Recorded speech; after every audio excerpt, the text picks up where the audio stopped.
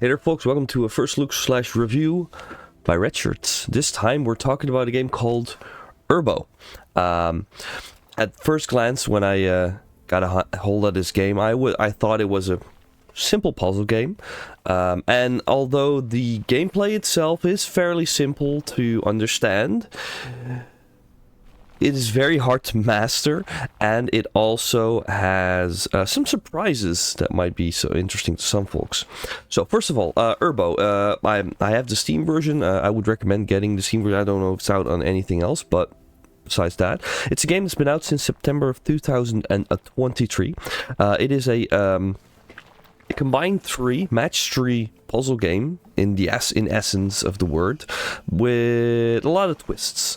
It's marketed as a city builder game, which it actually is closer to than you might think when you start playing the game. You have a grid, let's say, where you can place certain houses, there we go, buildings of a certain level, and when you place a third of the same, or third or more, depending on how you put them together, of the same level next to each other, they merge into one of the next level, which can also, of course, cascade into the next of the next level, completing from one to goes to 2, and then suddenly to 3, and so forth and so forth and so on. And you get points for that, so you try to get through the level as high a level as buildings as possible, getting as much points as possible. Very relaxing soundtrack, very good looking game as well. And well, yeah, that's basically the gist of the basics. By playing the game, you unlock when you're playing and you're good enough, you unlock different skins for the environment. You have some kind of desert, like you have a glade, you have waterfall. There's all different kinds. I haven't gotten past the third. You got one standard, and I unlocked 2. I couldn't get to the third yet, so I'm still working on that. When you get a certain amount of points in the previous level, in the previous version of the game, of the skins, let me put it that way, and then when you, for example, go from the first type, you go to the glade. You think, oh, new skin, cool, looks great, I'm playing the same game. Nope.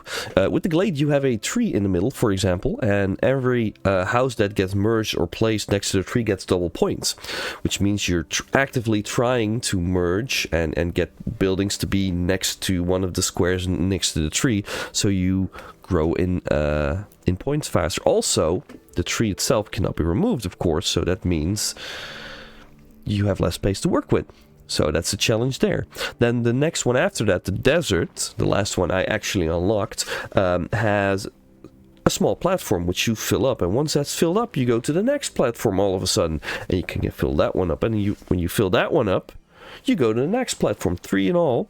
And you cannot go back to the previous one. So at a certain point, depending on how high the levels are that you put on the previous platforms, you're locked into a certain amount of points, unless you can keep going and going on the last one. But they're smaller platforms, so you're quite limited to what you can put down, which makes it even harder than you think beforehand.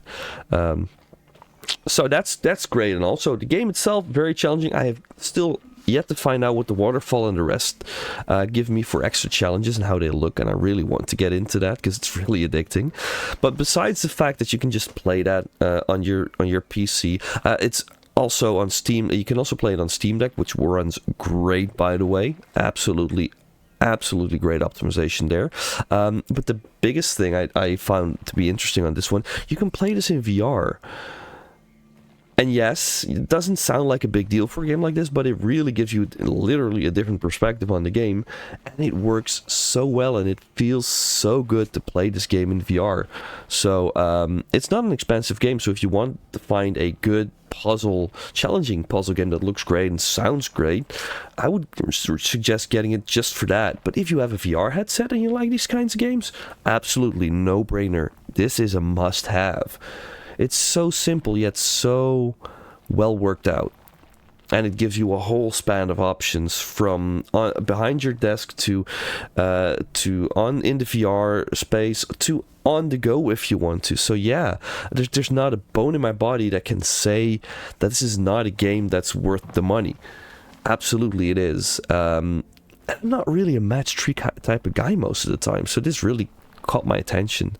So yeah, Urbo, I would say get it. Hopefully you can get further than I do, and have a good one. Laters.